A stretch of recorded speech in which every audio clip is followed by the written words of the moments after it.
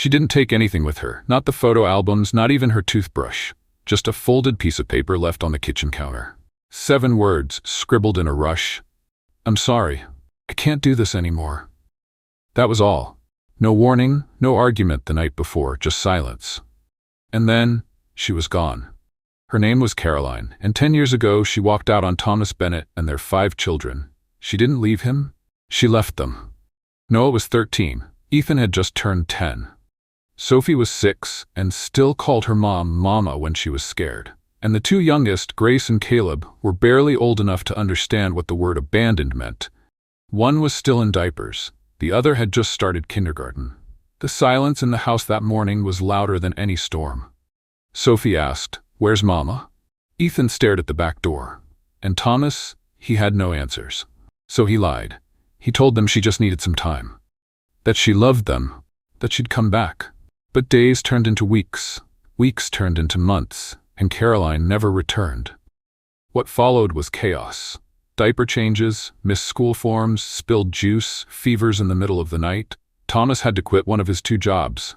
Childcare cost more than his paycheck. He learned how to braid hair with a YouTube video and how to stretch a frozen pizza into a dinner for 6. He burned dinners, he forgot birthdays. But he never let that house fall apart. Every morning at 5 a.m., when the world was still asleep, he poured coffee into the same chipped blue mug Caroline once loved.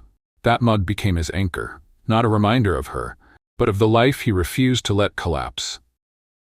At 6:30 sharp, the kitchen came alive. Sophie crying about a missing sock, Ethan arguing with Noah over cereal, Grace shrieking with laughter as Caleb tried to put shoes on his hands. It was chaos. And it was beautiful. And somehow they survived. Only one person knew what it really cost him. And 10 years later, when Caroline returned, that person wasn't sure they could forgive her. There was no magic moment when things got easier. Thomas never woke up and thought, "I've got this." But he woke up anyway, every single day. At the construction site, surrounded by noise and dust, he found a strange kind of peace. The hammering, the clanking, the endless rhythm, it drowned out the ache in his chest. His supervisor, Frank, would sometimes shake his head and say, "5 kids and you're still standing, man. You deserve a medal." Thomas would just smile. No one saw the way he cried during lunch breaks. Alone, in the cab of his truck with the windows rolled up. The only thing that held him together some days was Noah. At 13, Noah stepped into a role no child should ever have to carry. He made peanut butter sandwiches for his siblings. He double-checked Sophie's homework. He learned how to comfort Grace when she had night terrors. And he never once complained. But Thomas noticed the tired eyes. The way Noah sometimes stared into space during dinner, shoulders slumped from the weight he wasn't meant to hold. There were nights Thomas came home from work, saw the lights still on, and just sat in the driveway, too tired to walk inside. But he did. Because every time Sophie ran to him with outstretched arms and whispered, "I love you, Daddy," that was enough. He missed weddings, birthdays, job promotions, while others climbed ladders. Thomas built a home, brick by emotional brick, and while his peers bought new cars, he learned how to keep their rusted van running with duct tape and prayer. Then, 10 years after Caroline left, on an ordinary Thursday afternoon, everything shifted again. Thomas kicked off his boots, sorted through the mail, bills, junk flyers, a crayon drawing from Grace's backpack. And then he saw it. A letter. No return address, but the handwriting, unmistakable. It was her. Caroline. His hands trembled. His chest tightened. 10 birthdays, 10 Christmases, 10 first days of school, all without her. Now she was back. On paper, he didn't open it. Not yet. He slipped it into his jacket pocket, close enough to feel, far enough to ignore. But the weight of it, it followed him everywhere. Every time he bent to lift a beam, every time he reached for a wrench, he felt it pressing into his chest like a second heartbeat. At night, as the kids laughed over board games or argued over the last slice of pizza, Thomas sat in silence, staring at that letter on the table. He didn't know what scared him more, what it might say, or what it might mean. Because after 10 years of building something sacred with his children, was he ready for her to knock on that door again? The letter sat untouched on the dining table for 2 full days. Grace asked if it was important. Thomas simply said, "Yes, but not yet." Noah looked at it every time he passed by, didn't say a word, just clenched his jaw a little tighter. Then, on a quiet Friday evening, everything shifted again. Thomas was called into the site office. "Close the door," Frank said, grinning. "I've got something for you." Thomas stepped inside, wiping dust from his hands. "You've been solid for a long time," Frank continued. "Reliable, quiet strength, we've noticed. We want to offer you the lead foreman position." Thomas froze. A promotion. More money. Enough to put Noah through college. To finally fix the brakes on the van. To cover Ethan's braces. It was everything he used to dream about during those nights when the fridge was half empty and the lights flickered from overdue bills. But Frank wasn't finished. "Longer hours," he added. "Some Saturdays. Occasional overnights. You good with that?" Thomas nodded slowly. He knew exactly what that meant. Less time at home. More pressure on Noah to fill in the gaps. More missed dinners, more missed moments. That night, after the younger kids had gone to bed, Thomas sat across from Noah at the kitchen table. Sophie's stuffed bear was lying forgotten on the couch. The house was finally quiet. "I was offered a promotion today," he said. Noah looked up. "That's great, right?" "It is," Thomas replied, "but it means I'll be around less." Noah paused, then offered a small, tired smile. "We'll make it work, Dad. You always do." It was meant to comfort. But behind those words was a truth Thomas could no longer ignore. Noah had been holding this family together just as long as he had. Later that night, alone in his room, Thomas finally opened the letter. Caroline's handwriting was smaller than he remembered. Shaky, hesitant. It began like a confession. She wrote about being overwhelmed back then, said walking out wasn't planned, that she panicked, that she'd gone to therapy, that her faith had changed her, that she'd built a new life. And then came the real reason she wrote. "I want to see the kids," she said. "I've changed. I want to be a part of their lives again. If you can forgive me, I hope they can too." Thomas stared at the page. His fingers tightened around its edges. Forgiveness? For Sophie's night terrors? For Ethan's shame when classmates asked why his mom never came to school events? For Noah's lost childhood? She wanted a second chance, but she hadn't even asked what her absence had cost them. Thomas folded the letter, set it on the table, and walked away. He wasn't ready to decide, because this time, it wasn't just his decision to make. By Sunday, the weight of the letter hung in every corner of the house. Sophie started crying at school and couldn't explain why. Ethan grew quiet, asking questions Thomas didn't know how to answer. Grace and Caleb, usually fountains of laughter, were subdued. And Noah barely spoke at all. Thomas waited until after dinner. The dishwasher hummed. Sophie was drawing circles in her mashed potatoes. Caleb and Grace giggled over a spilled cup of juice. When the plates were cleared, he stayed seated. "Kids," he said, voice steady, "there's something I need to share with you." Noah sat up straighter, eyes already on the letter. He picked it up and held it out. "This came last week. It's from your mother." Silence. Even Caleb stopped fidgeting. "She says she wants to see you, says she's sorry, says she's changed." Thomas didn't sugarcoat it. He read the letter aloud, word for word. His voice didn't shake, but his hands did. When he finished, he looked up. Noah's face was pale. Their jaw clenched. "Why now?" Noah asked flatly. "Why not 10 years ago, when we needed her?" Ethan stared down at the table. "Is she really coming back?" The younger two said nothing. Sophie curled tighter in her chair, half hiding her face. Thomas took a breath. "She reached out, but nothing's decided, and nothing will be unless we decide together." There was a long silence. Then Noah spoke, sharp, direct. "We're not a hotel. She doesn't just get to check back in." Later that night, Thomas found Noah in the hallway, staring at a photo on the wall, a picture from 5 Christmases ago. All 6 of them, in matching red pajamas. No Caroline. "She wasn't there," Noah said softly. "I know," Thomas replied. "I don't even remember the sound of her voice anymore." Thomas didn't say anything. He didn't need to. He just stood beside his child in silence, shoulder to shoulder, looking at what they had built. Without her. The next few days were hard. Sophie crept into his bed again at night the way she hadn't in years. Ethan stopped bringing friends home after school. Even Grace and Caleb stayed closer than usual, like their tiny bodies sensed a storm they couldn't name. At work, Thomas fumbled tools, misread blueprints, stared too long into empty space. Frank noticed. "You all right?" he asked, pulling Thomas aside. After a long pause, Thomas told him the truth. Their mom reached out, after 10 years, says she wants to come back. Frank raised a brow. 10 years? What does she want? Thomas shook his head. That's what I'm trying to figure out. Frank didn't offer advice, just one quiet sentence. Whatever you do, protect your peace.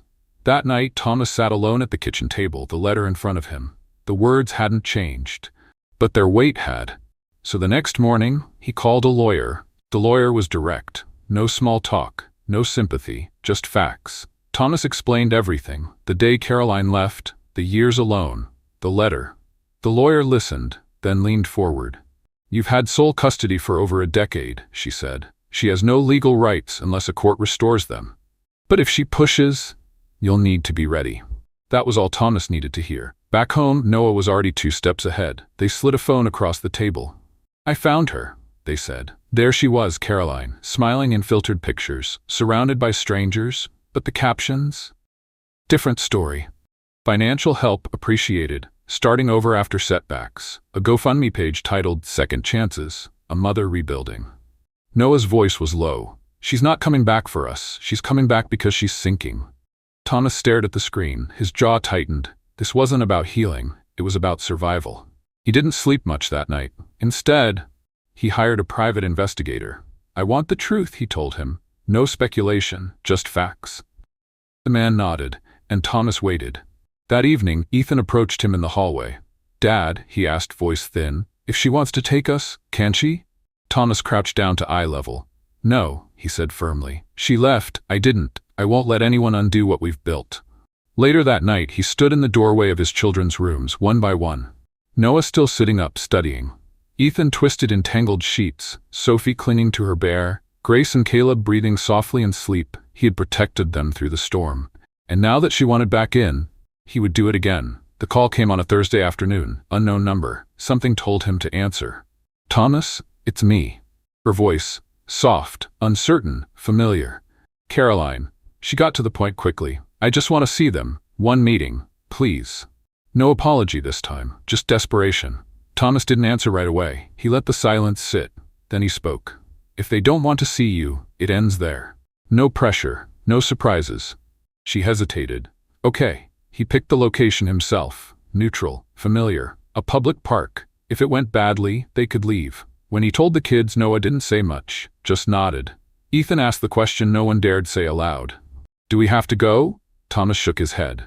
No, no one's forcing anything, but you deserve the chance to know for yourselves. On the day of the meeting, the sky matched the mood, gray, heavy, cold. They stood together near the duck pond, Thomas, Noah, Ethan, Sophie, Grace, and Caleb. And then she appeared.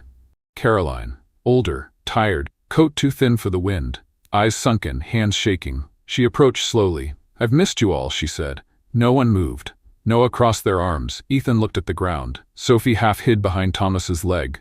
Grace clung to Caleb's hand. Caroline kept talking. Something about being lost, finding herself, the pain of leaving. But the words landed like raindrops on a roof, soft, brief, and slipping away. Then Noah stepped forward. What do you expect from us now? It wasn't cruel. It was honest. Caroline didn't have an answer. The meeting didn't last long. No hugs, no tears, just a heavy silence and the sound of ducks. As they turned to leave, she whispered, I hope you'll let me try. No one replied. Back home, the car ride was silent. No one reached for music. No one argued. And that night, as Thomas sat on the edge of his bed, Noah appeared in the doorway. She didn't even ask how we've been, they said. Thomas nodded. I'm proud of you, he replied. All of you. Because whatever Caroline had come for, it wasn't what she found. 2 lawsuits, an eviction notice filed 6 weeks ago. She'd cycled through 7 jobs in 4 years, none lasting. And the GoFundMe? Real, active, just barely keeping her afloat. But that wasn't the part that made Thomas's breath catch. She's been using your name, the investigator said. Telling people reconnecting with the kids might fix things. She thinks getting back into your life could help her financially. It wasn't about reunion. It was about rescue. Thomas leaned back in his chair, phone still to his ear. And for the first time since the letter arrived, he felt clear. That evening, he called a family meeting. The kids gathered around the table. Their faces told him they already knew something was coming. Thomas laid down the report. I wanted you to see this, he said quietly. No secrets, no pretending. Noah read first. Ethan leaned in, eyebrows raised. Sophie clutched Thomas's arm. No one said a word for a long time. Then Noah spoke. "She's not coming back because she loves us." Thomas nodded. "No, sweetheart, she came back because she needed something. But this time, we don't owe her anything." A long silence followed. No tears, no more questions, just the quiet landing of truth. And something else, a release. Later that night, once the house had gone still, Thomas pulled out a thick envelope he had kept in the back of his drawer for almost 3 years. Inside, legal documents, signatures, official stamps. He'd been preparing for this, long before he ever received that letter. The next evening he gathered the kids again. This time, he brought the envelope to the table. "I've been keeping this until the time was right," he said, setting it down. Noah raised an eyebrow. Ethan leaned forward. Thomas opened it carefully.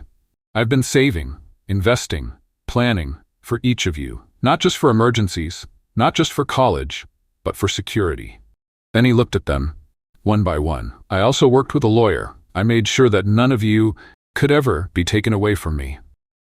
Noah's eyes narrowed, confused. "What do you mean?" Thomas smiled softly. "I legally adopted all 5 of you." Silence. Ethan blinked. Sophie's mouth fell open.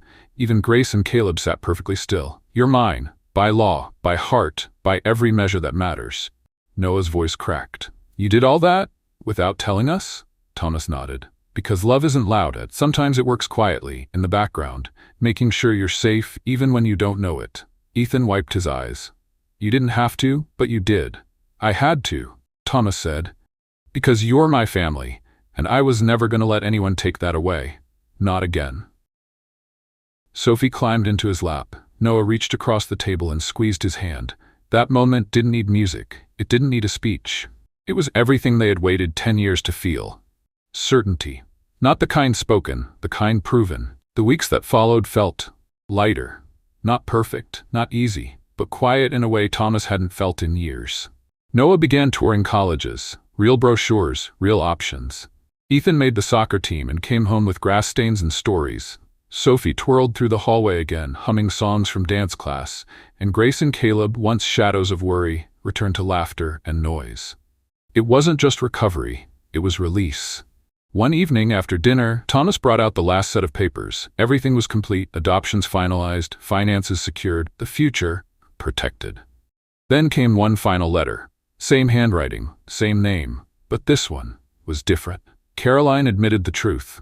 She had come back out of desperation, not love. She said she understood now, that she wouldn't reach out again. Thomas didn't reply. But through a mutual friend, he learned she had moved, found a job through a support program. Was trying quietly to rebuild her life. And just like that, the door she left open 10 years ago quietly closed. Back at home, things were warm again. Movie nights returned, laughter returned, even hope returned. And one night, as Thomas was wiping down the kitchen counters, Noah leaned against the doorframe and said, "You saved us." Thomas didn't turn around. He just smiled to himself and replied, "No, we saved each other." Because what they had now wasn't just survival. It was strength. It was chosen family, built not on promises, but on presence. Caroline had walked away from 5 children.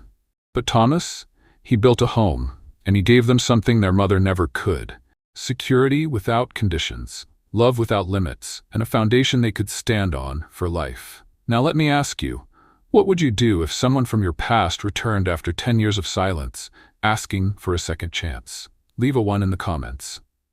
If you believe some doors are better left closed. Or type 2, if you think everyone deserves one more chance. If this story touched you, inspired you, or reminded you of someone you love, like and share this video. And if you believe stories like this deserve to be told, subscribe to Mia. We tell the stories of quiet strength, of the ones who stay, of the ones who rebuild, even when no one's watching. Thanks for being here. We'll see you in the next story.